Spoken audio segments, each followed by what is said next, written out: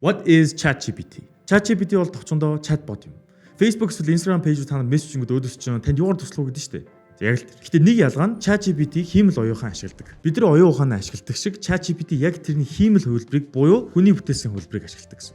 Одоогоор 100 гаруй сая хэрэглэгчтэй энэ софтвер нь болохоор сардаа 1 тэрбум гаруй хяналт авдаг. Fast Company.com гэсэн вебсайтн дээр байгаа судалгаанаас харахад ChatGPT хэрэглэгчдийн 41% нь шин санаа гаргахад, 20% нь контент бүтээхэд, 14% нь имэйл бичихэд, 11% нь код бичихэд, тэгээд 10% нь компани руу явуулах CV cover letter бичихэд ашигладаг байна. Монголчууд одоогоор энэ софтверыг яг юунд ашигладгийг мэдгүй ч аль хэдийн хүмүүс эсэгээ бичихтэй, эсэгээ шалгуулгатай ашиглаж байгааг оюутнууд 10 жилийнхэн батлана. Тэгвэл ChatGPT монголчууд бидэнд яг ямар ашигтай юм бэ? Эхнийх нь зөвлөгөө авахд. Жишээлх юм бол би 2-7 хоногийн хугацаанд 5 хил асмаар надад нэг гоё төлгөө гараад өгч гэдэг ч юм уу те. Эсвэл би нэг охиноос салах гаднаа тэгээд яг юу бичих мэдэхгүй байна. Надад нэг гоё салах текст бэлддэг гэдэг ч юм. Тэгж бас болно. Хоёрд ямар нэгэн зүйл сурахад гитар яаж тоглож сурах вэ гэхээс ахвалаад JavaScript-ээр яаж код бичих вэ хүртэл бүгдэрийг заагаад өгч. Бас дээрээс нь та нар бичсэн кодоо шууд copy paste хийгэнгүүтээ энийг засаад үгээ засуулчих бас болно. Гуравт буюу хамгийн сүүлийнх нь шин санаа болох. Би их нэртэй төсөөдрөө нь яг ямар бэлэг авахаа мэдэхгүй байна. Гоё бэлгэний санаа байна уу гэдэг ч юм уу. Эсвэл би TikTok дээр гоё контент хиймээр гоё бичлэгийн санаа болоод гэх мэт байдлаар